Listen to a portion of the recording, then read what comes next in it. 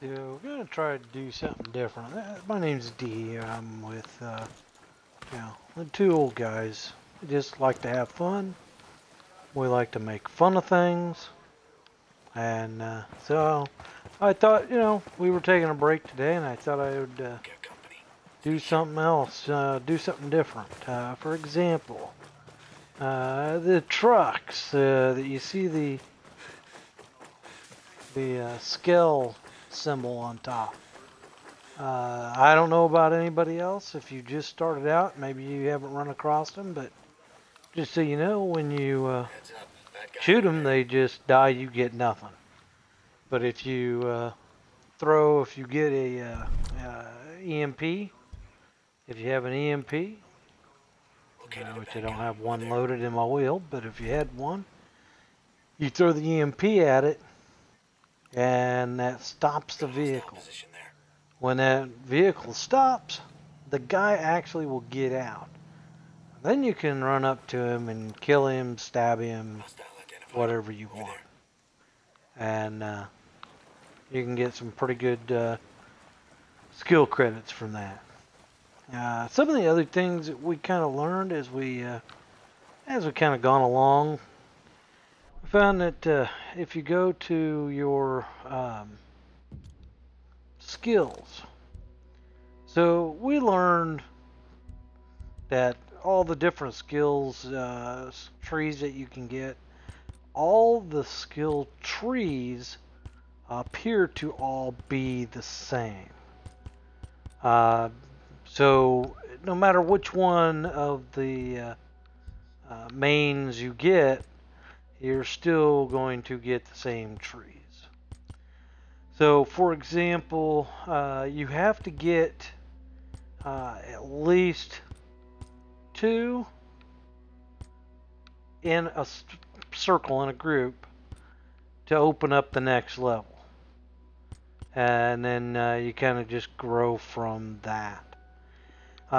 Just so you know real quick, as far as these are your perk slots. So your perk slots would be these up here and your loadout, which gives you different things as you go along. The other side is a little bit different. That's your skill on upgrade on your weapons. You have a level 1 and then a level 2. So as you get those, then you can go to your loadout, and for example, we'll go to this pistol. You can, once you get enough resources, you can upgrade. Those upgrades then give you, just as they say, handling, different things as you go along. And you can upgrade from a MK1 to an MK2 to an MK3. So once you get MK3, that's as high as they go.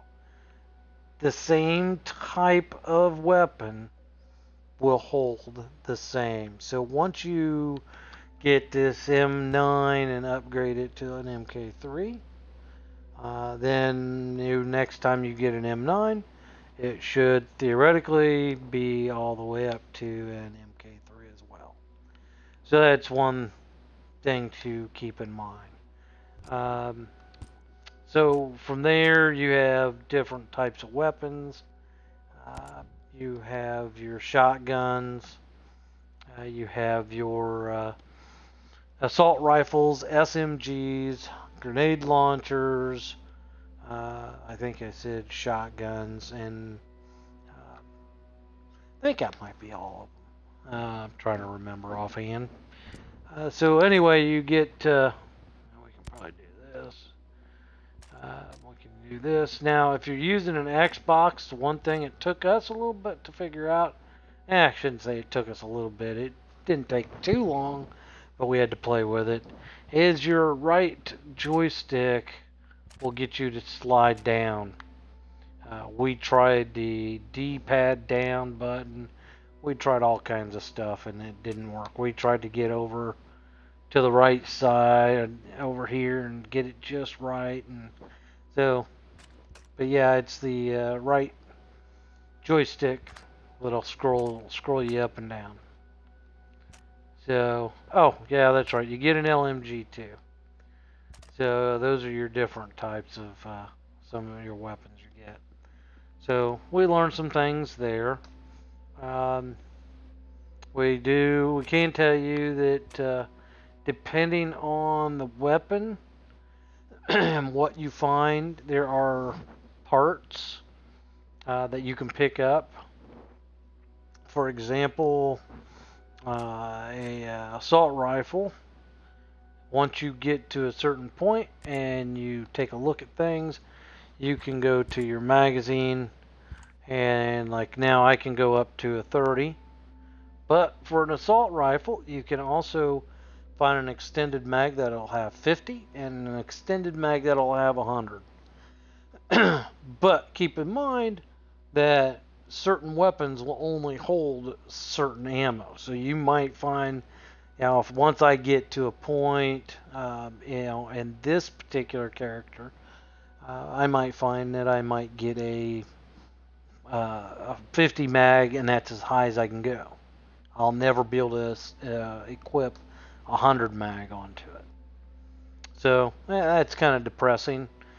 So if you're wanting like a 100 mag, and as you go through, 100 mag is really helpful, that you end up in a situation that you can't have a 100 mag and you can only have a 50. So you hunt and try to find gear to get you up there. Let's see, some of the other things that we found. Oh, yeah, there's a good one. If you're just starting out, you have drones that fly everywhere, planes that fly overhead, and you can turn those off. If you go to your settings or options and go to world parameters, you can turn off those drones, you can turn off the airplanes, and you can turn off the helicopters, and you can set them to none. The drone presence, we found that it has never made a single difference to us. They don't seem to ever bother us. But the planes and the helicopters can be, a handful. You start running and you get about 200 meters and you got to stop and crouch down and do all that fun stuff just for that. Matter of fact, the helicopter or whatever comes through, if you hold down on the Xbox again, the B, and hold it down, you go prone. You hit the A button. That will hide you from helicopters and planes. And I'll hide you from other things as well. But that's something else we've learned. So, let's see. One of the other skills you might want to try to get, and I'm not meaning to bounce around, just ideas as they come along, is there is a, let's see if I can find it here. Night vision's a very good thing to have. Maybe it's this one here. Yes. So once you get 2 of these, I think it's 2 of these unlocked, then all of a sudden, a lot of this will open up for you. Under recon, there is a resources detection. So again, as I was talking about a little earlier on your weapons, that to do those weapons and upgrade them to an MK1, 2, and 3 requires resources. And as you look, if I go in here, that is a resource that's metal parts, standard weapon parts. There's some things that are even sillier that you need to have to get these things purchased. Or I shouldn't say necessarily purchased. When you do that, then all of a sudden now you're sitting here with all these parts that you need. Well, when you turn on that one skill, just by doing this one skill under Recon, upper right, resource detection, then your mini map will show all these little white circles. They're just little circles that are on the ground. They are a pain in the arse to pick up sometimes.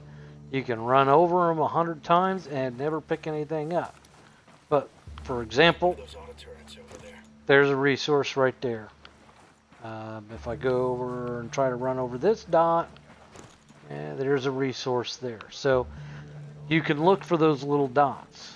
There are also bigger dots. Those bigger dots are actually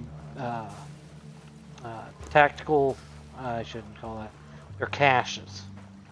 The caches can have anything from 50 skill credits, to a weapon, to parts you're looking for upgrades, to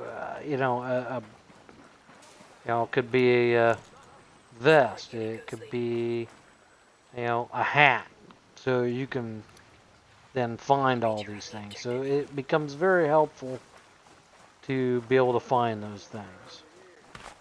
You can use these resources for skills or for crafting. So if I go in here and I go to crafting, I haven't gone in here in this character yet. So you can then craft like a grenade. So I can open that up and it's looking for, and it tells you what item it's looking for.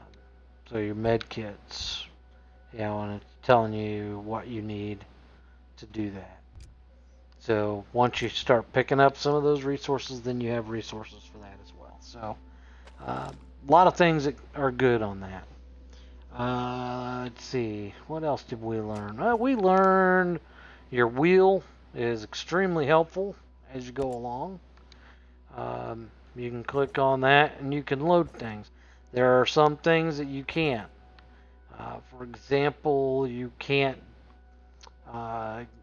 these are locked items, like your bullet throw and your bandages. Bandages are good for, if you look at your health as you're doing a battle, if you're down 2, then you can use bandages. Thing is bandages take longer, so you'd have to keep that in mind. But you can also use and put on your wheel, you can put on a syringe. If you're down just 1 tick, you can use a syringe and that syringe will fill you up. So that's something that's very helpful. Now, what I have, and I'll try to show you here, because I've got with my character, I have a smoke grenade. Well, it's a gas grenade. So I can throw a gas grenade at these guys. They won't even notice if you don't hit them. And it kills them just like that. Don't get inside the circle until the gas dissipates, because it can kill you, and if you're playing with someone else, it can kill them. So making sure they're aware is a very good thing. So we learned, here's the go, like right here we just happened upon one. Big circle is a cache. The caches can sometimes, this one's really easy, it's right there.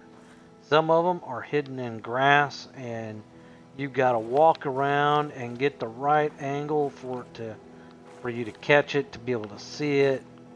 So it takes a little bit. So we loot that, and You know, I just got skill credit and gas grenade. Now, if I didn't have this, I would have walked right by it, never known. So something kind of important to get early on. So we got, what else do we have here? Things that we learn. Like I said, your wheel is full of stuff. As you go along, you'll go from like 4 to 6 to 7. Grenade launcher or rocket launcher, I mean, is a good thing to have. I kind of mentioned EMPs. EMPs will stop your ground drones that run around. It'll stop them. There's, behemoths, much bigger, much harder to get, and they move around. So throwing this will stop them from being able to go. So that kind of helps. I have a breach torch. A breach torch, you can go up to the fences and use that, and that will cut a hole in the fence so you can slip through. That way you don't have to go right in entrances. As you go along, your mines, landmines, your C4 charges, your grenades will change because as you do your skill and you go from an MK1 to an MK2, once you start doing, jump that level, your equipment that you have will also upgrade. So, for example, your C4, you'll have MK2 charges. An MK2 charge is going to be larger damage and bigger radius. For like an EMP, well, here's an example because I do have this. I have EMP. MK1, there's 6-second, 10-foot radius. But now I can go to an MK2 and I can get 9-second and 10-foot radius. So much long. I mean, in the whole scheme of things, yeah, it's only 3 seconds, but that 3 seconds can make a big difference. And it gets bigger for your C4 and your mines and grenades. So we learned that, and from this point, you guys can always get a hold of us. Leave comments and let us know if there's anything else you want us to cover. When you start out, I can tell you could use this optimized gear when you're first starting out, because the more you do, the higher your skill level. The higher your skill level, the more gear you get of higher value as well. So from there, that's a good thing. The optimizer does just what it says. It'll take your gear. It won't do your guns, but it'll do your gear, and it'll take, for example, I've got 3 vests. I can go eeny, meeny, miny, mo, and try to weigh the option between 5% max ammo to 2% health regen. But if I hit the optimizer, it'll pick the highest gear score you have. So you can then, do that. Once you get to a certain level, then you're talking a whole nother story. Then you want to start being a little more choosy in what you're doing. Because one that might be one level higher, it may not be very good. And so you want to watch out. When you're just starting out, I personally think getting as high as you can is the way to go. Let's see. So the other thing you can do is you can also upgrade your actual skill. You can complete these challenges. You can pin it if you want, and if you pin it, it will show up in. It'll show up there in the upper left corner. and that'll keep you track of what you got to do to get to the next level. So those are something that you can do as well, and they get harder as you go along. If you're on Xbox, I can also tell you if you use your 3 lines, your 3 lines will bring you to your loadout. If you do your what I call the picture-in-picture, that will automatically bring you to your map. I can tell you that we learned that, for example, here there's a main mission. Now, depending, your main mission may be here in this province, like Sinking Country, but at the same time, you might have done something for that mission, and then the mission shifts to, we'll just say to, Infinity. So it may still show that you have a main mission or side mission in Sinking Country, but it may not actually be there. So you need to be aware of that, because that messed us up. We would search and search and search all over the place and we couldn't find it. And then we come to find out it was because it was in another area. Helpful things we found out the very, very hard way is looking out for the red symbols. Those red symbols, some of them have numbers and you can tell. My eyesight apparently isn't the greatest, but I can see, right there where my hover is, there's a number there. I just can't read it very well. There is places that are require you to be at 100, 150, 200. So don't do as we did and decide, we're just going to work our way going through, and we came across a place that was higher than we were, and we failed miserably. We kept dying over and over and over. We got upset and quit and came back and did it a different way, and then we learned why. So there are behemoth areas, like that defense area right there. That is a behemoth. That's a rolling drone that is, let's say, big. So it took us, once we got to the level, it took us, each of us took two or three rockets and a couple grenades, EMPs. So it's not just going to be a run up and shoot and blow it up one time. So we learned that as well. So that's a lot of things we learned.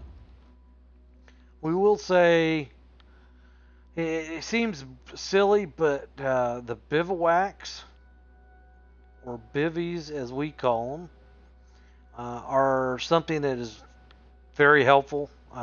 We at first didn't think they were all that helpful, but we'll just call it, we were newbies. We didn't know. We just kind of did our thing. We were gun-toting old guys, and we just went around and shot anything that moved. But if you go to a bivouac, I'm trying to find one that's not. There we go. If you go to a bivouac and fast travel, we'll go into this. There's a few things you can do, and there's a setting, and I'll see if I can remember where it's at. But there is a setting in your options that you can turn on, being able to shop and your garage when you're in a bivouac. And when I say that, once you go to Aurora, you meet, I can't remember her name. She's at the shop where you can buy equipment, buy guns, buy grenades and all that stuff. Well, you can actually do it in here. And if I do this right, you go to settings, and then bivouac. That's where we're at. So, here we go. So it's right there under tactical and bivouac, and you can come down here and you can turn the garage on to all, and the shop at all. So, recommended do all. And that way you can go anywhere. Because otherwise, and I'll show you when I get in here. Otherwise, when you go into a bivouac, which we have both been trying to figure out, and if anybody knows the answer, why we go into a bivouac and every single time you actually put your fire out and put up a tent.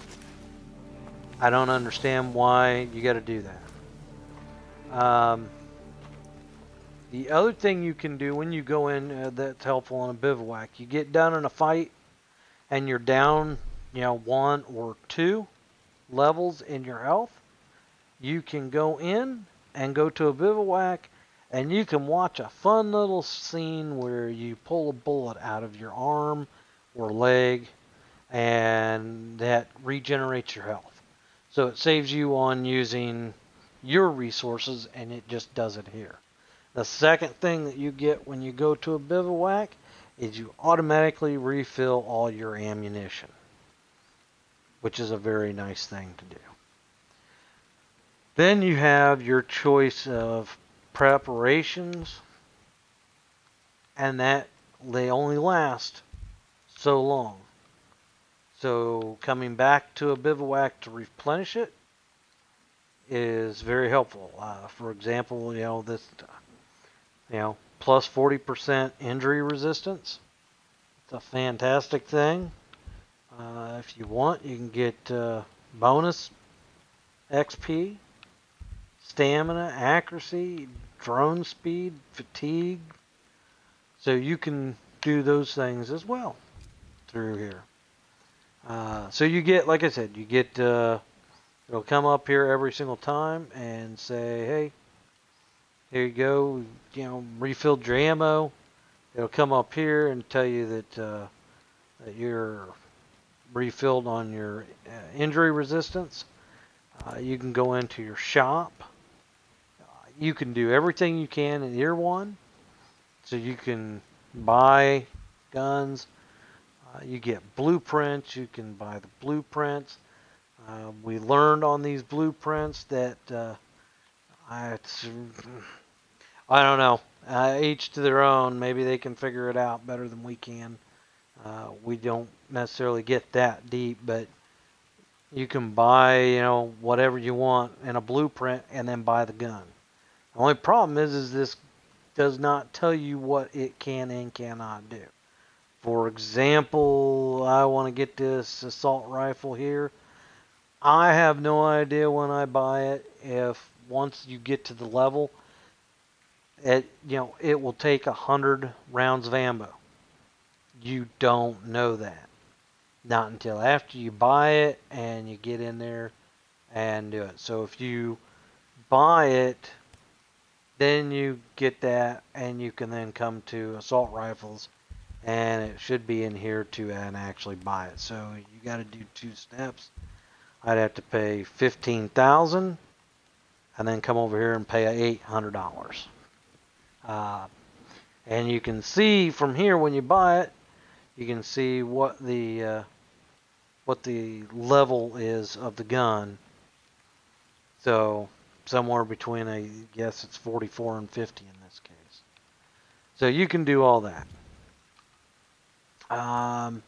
You can use your right trigger, come over, and instead of crafting your grenades, you can come right here and use your money, your skill. That's why that's important. And I can just buy it. So that's another good thing about the bivouac. So you get all of that as part of a bivouac. And they make for good fast travel. If you're playing in a team of more than one, just so you know, when you leave a bivouac, if the other person's not ready and you're the one that's steering the ship, it gives them 60 seconds and then it kicks them out. So knowing for sure that they're done is always a good thing. And from what I understand, you can set your clock. There are some missions that tell you to go talk to someone between the hours of, 8 at night and 2 in the morning or something silly like that. So when you do that, you can change your clock so that it hits that. The other thing you can do, and I got out of it already, your garage. You can change the vehicle that shows up at a lot of the bivouacs. Not all the bivouacs have a helicopter or whatever it is you assign, but this particular one does. So anyway, this was just a short little video of things that we learned. Again, this is D with two old guys who just like to have fun. Watch our videos. We stream live, about every other day. Giving us a little plug. We like to have fun. That's all we like to do is have fun. We don't play on extremely difficult levels because we just want to have fun. That's all we care about. We make fun of each other. We make fun of the game. We make fun of the characters. And we just have fun in general. So you got something out of this.